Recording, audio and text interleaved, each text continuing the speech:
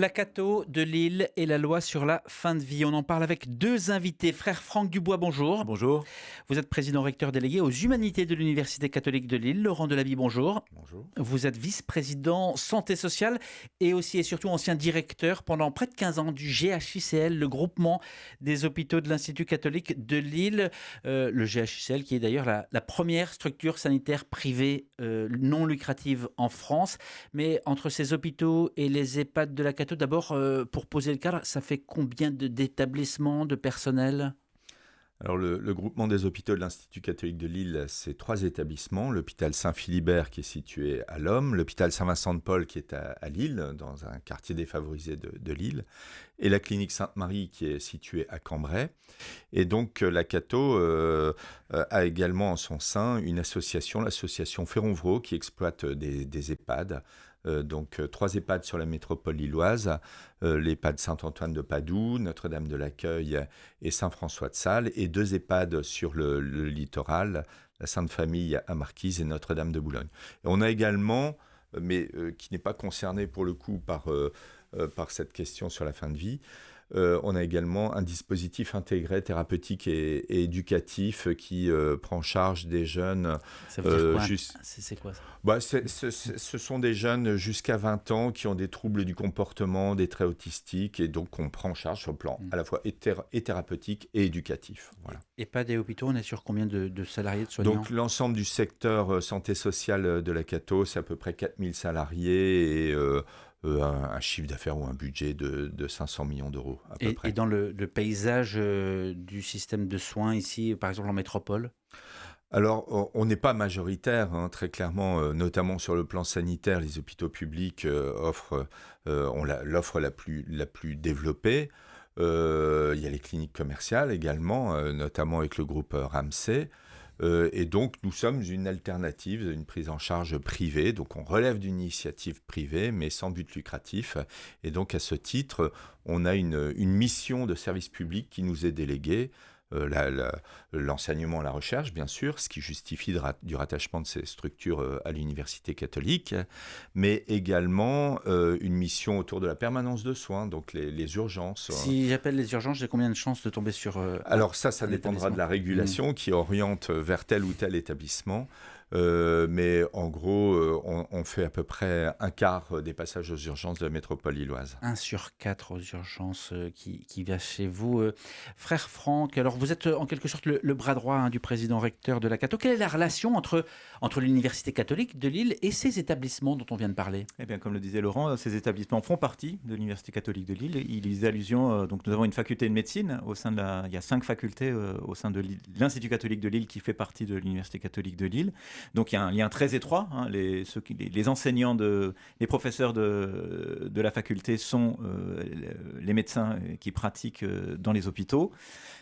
Au-delà de ça, il va de soi que, étant Université catholique de Lille, on y reviendra certainement, mais la façon de prendre en charge les personnes qui s'adressent à nous pour le soin, soit dans les hôpitaux, soit dans les EHPAD, mais l'homme au cœur. Et on est, je pense, au cœur du sujet qui nous réunit aujourd'hui. Il y a une prise en soin de la personne. On ne fait pas de dépassement d'honoraires, par exemple. On valorise les soins palliatifs, et Dieu sait si c'est important dans le contexte qui nous occupe. Il y a une vraie mission, au-delà de la mission de service public, un prendre soin qui relève directement de l'identité catholique de nos hôpitaux. Pardon, mais ça peut paraître un peu prétentieux de dire « nous, on met l'homme au cœur ». Ça voudrait dire que les autres ne le font pas forcément. Non, c'est pas parce que nous, on le met que les autres ne le font pas. Ce qui nous intéresse, parce que c'est notre responsabilité, c'est de faire en sorte qu'effectivement, il l'est chez nous. Et on pourrait dire, pour aller dans le sens, si l'hôpital public, et malheureusement c'est le cas, se porte pas très bien du point de vue par exemple financier, et si, pour élargir le propos, l'université publique se porte pas forcément très bien du point de vue financier, ça fait certainement pas notre affaire, et on ne se réjouit certainement pas du malheur des autres. Seulement on veut être positif et se dire comment on répond aux défis de la société dans le cadre d'une mission de service public qu'on assume pleinement avec cette identité, cette couleur catholique qui place l'homme au centre. Alors venons-en aux faits, voilà pour le cadre, on l'a compris. Aux faits qui nous incombent aujourd'hui, c'est le thème sur lequel on va se pencher. Les 2 propositions de loi, une première assez consensuelle sur les soins palliatifs, une autre nettement plus sensible sur la création d'une aide à mourir, avait été votée fin mai, on s'en souvient, en première lecture à l'Assemblée, et puis il y a eu la chute du gouvernement Bayrou, le report de l'examen. Les textes, les deux, reviennent au Sénat en janvier. Le vote solennel est prévu le 28 janvier, 16h30. Ensuite, ce sera à l'Assemblée pour un retour définitif en février. Qu'est-ce qui vous effraie? Qu'est-ce qui vous inquiète? Qu'est-ce qui vous interroge dans ce texte? Alors, il y a plusieurs choses. Il y a le fond lié à l'aide à mourir, mais déjà, sur la notion d'aide à mourir, pourquoi est-ce qu'on n'emploie pas les termes? Pourquoi est-ce qu'on n'utilise pas les mots pour dire ce qui est? L'euthanasie et le suicide assisté.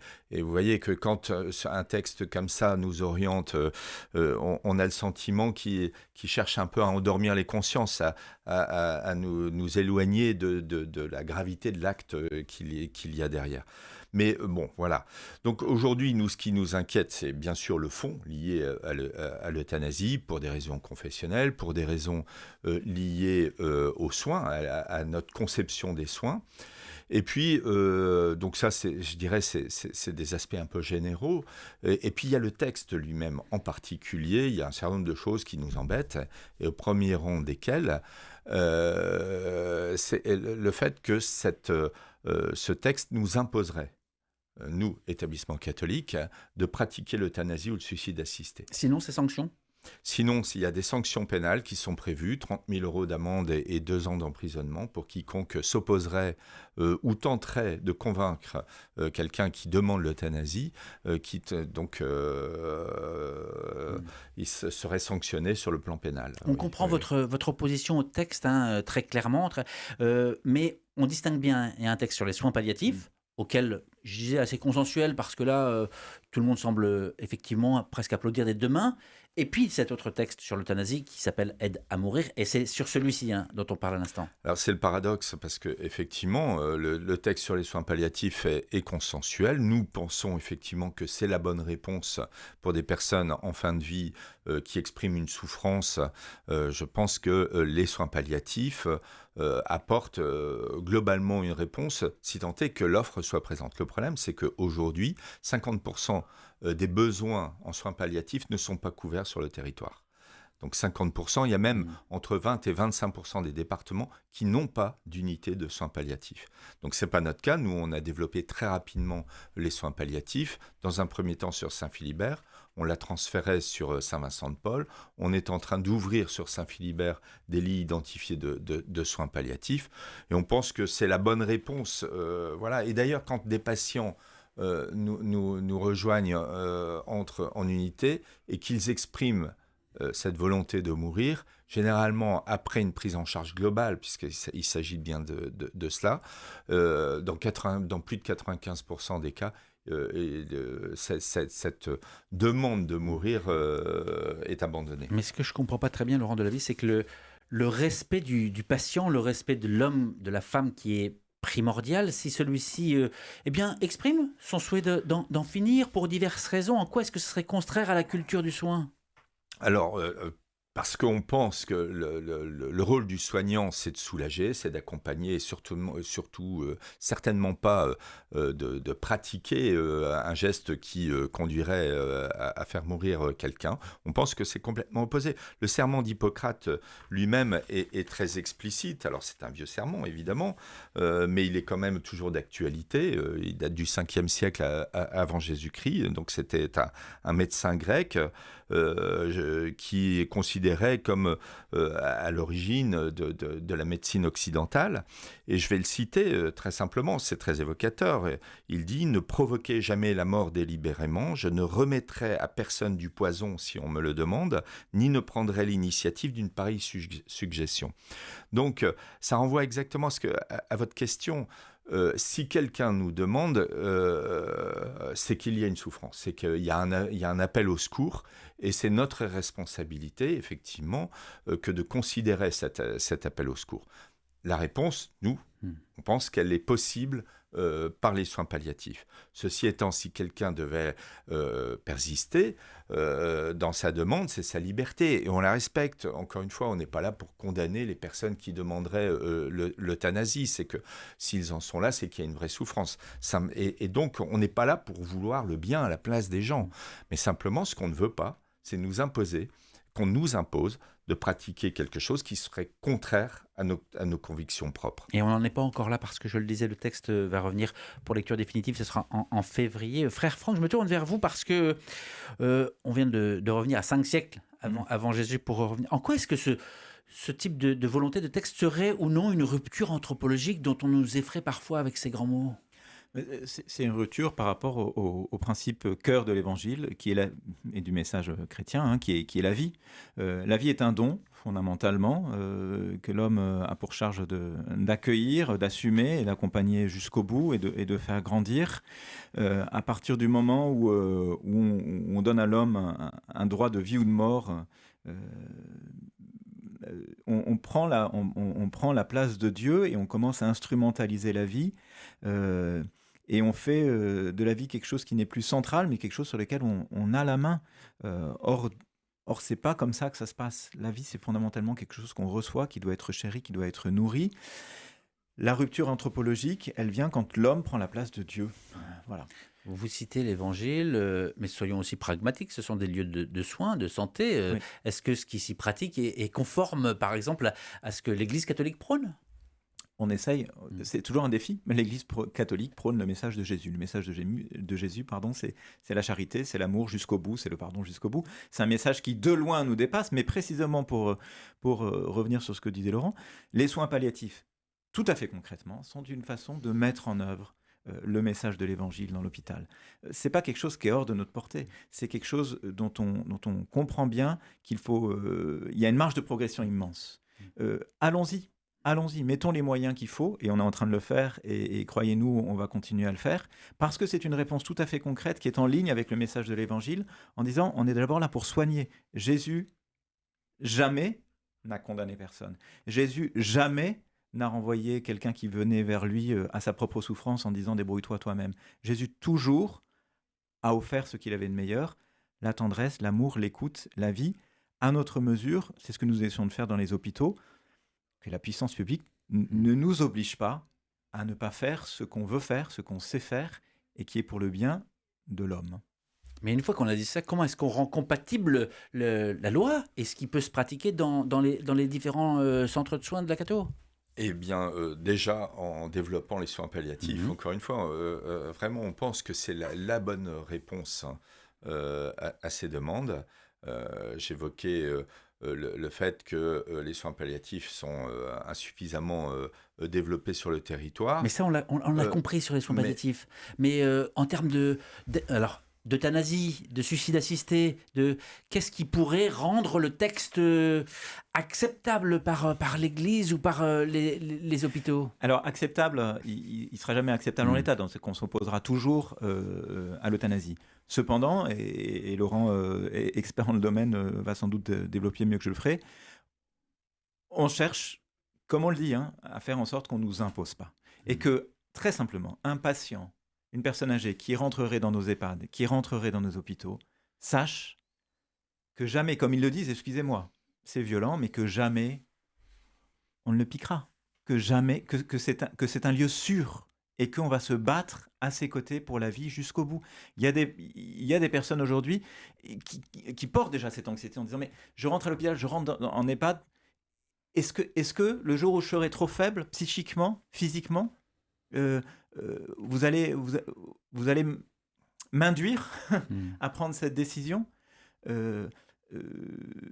Non, que l'hôpital catholique, que la maison de retraite catholique soit un lieu sûr et que les gens qui font appel à nous et qui viennent vers nous savent que non, on va se battre jusqu'au bout et on le garantit et c'est écrit dans nos textes fondateurs pour la vie. Et si les gens arrivent avec cette crainte dans nos établissements, c'est qu'il y a un problème avec le texte de loi aujourd'hui. Cette crainte, elle existe déjà, mais à la marge. Et on pense vraiment que si demain la loi devait passer, on imagine bien qu'elle sera bien plus forte. Non, nous véritablement, on pense qu'il s'agit là d'une atteinte à notre propre liberté. On met toujours en avant la liberté du patient, etc. Mais là, pour une fois, je vais parler de notre propre liberté. Une liberté qui est inscrite dans la tradition républicaine qui assure la liberté de conscience. En droit européen, il existe également une notion d'entreprise de conviction. Une entreprise de conviction, c'est une organisation privée qui peut être politique ou religieuse. Et cette notion d'entreprise de conviction, dans le droit européen, on considère qu'on ne peut pas imposer à une structure d'agir contre ses propres convictions à partir du moment où ça ne nuit pas, bien entendu, à l'ordre public. Et donc, nous, ce que nous pensons, c'est qu'il faut qu'on puisse avoir une forme de clause de conscience institutionnelle qui nous permette, parce que ce serait inscrit dans nos statuts, dans notre règlement intérieur, qui nous permettrait de ne pas mettre en œuvre l'euthanasie ou le suicide assisté. Mais sans abandonner pour autant le patient, encore une fois. On l'accompagnera, on a un engagement à l'accompagner jusqu'au bout, et par cette offre de soins palliatifs, on pense qu'on peut vraiment apporter cette réponse. Donc ce serait un moindre mal que d'inclure une clause institutionnelle, c'est ce que vous dites? Oui, clairement. Clairement. Qu'est-ce qu'elle dirait, cette clause? C'est exactement ce que je viens d'évoquer, qu'une structure privée, même si elle a une mission de service public, pourrait ne pas en mettre en œuvre cette pratique à partir du moment où il existe une offre sur le territoire et à partir du moment où elle est en mesure d'offrir une alternative. Vous n'êtes pas un homme politique, vous n'êtes pas des hommes politiques. Comment est-ce que vous faites pour être entendu Alors, on essaye de rencontrer justement des parlementaires. C'est ce qu'on a fait encore récemment. Plutôt d'ailleurs des parlementaires qui sont d'une certaine manière favorables à la loi. Mais le paradoxe, on s'aperçoit qu'ils ne maîtrisent pas forcément tous complètement la loi. Bien sûr, ils connaissent l'euthanasie, le suicide assisté, mais le texte lui-même, la manière dont il est écrit, certains parlementaires nous ont évoqué le fait que si vous n'êtes pas d'accord, c'est pas grave, vous pouvez transférer le patient. Non, on ne peut pas transférer le patient. La loi telle qu'elle est écrite, telle qu'elle est prévue à ce jour, elle évoluera, je l'espère, d'ici la fin janvier, mais la loi telle qu'elle est écrite aujourd'hui nous impose de pratiquer ce que nous ne voulons pas faire, tout simplement. Merci à tous les deux. Je vous laisse le mot de la fin, frère Franck, sur cette démarche, sur cette clause de conscience, sur la violence du texte, sur la démarche qui n'est pas terminée, puisqu'effectivement ce texte est encore à l'étude. On va se battre jusqu'au bout, avec une coalition d'autres hôpitaux catholiques ou chrétiens même, et d'autres EHPAD, parce que jusqu'au bout, nous voulons défendre la compassion et l'humanité au centre. On y va avec beaucoup d'humilité, c'est peut-être pas tout à fait la teneur de ce qu'on a dit parce qu'on y va avec beaucoup de conviction, mais vraiment avec de l'humilité, sans juger les cas individuels, avec beaucoup de respect, y compris pour le législateur. Moi j'ai eu la chance d'en rencontrer avec Laurent un certain nombre et j'ai beaucoup de respect pour ces hommes et ces femmes qui sont confrontés à un sujet complexe, mais on se bat pour la vie. Frère Franck Dubois, président recteur délégué aux humanités de l'Université catholique de Lille. Laurent Delaby, vice-président santé sociale, ancien directeur pendant près de 15 ans du GHICL, le groupement des hôpitaux de l'Institut catholique de Lille. Merci à tous les deux d'avoir pris le temps de répondre à ces questions. Merci à vous. Merci à vous.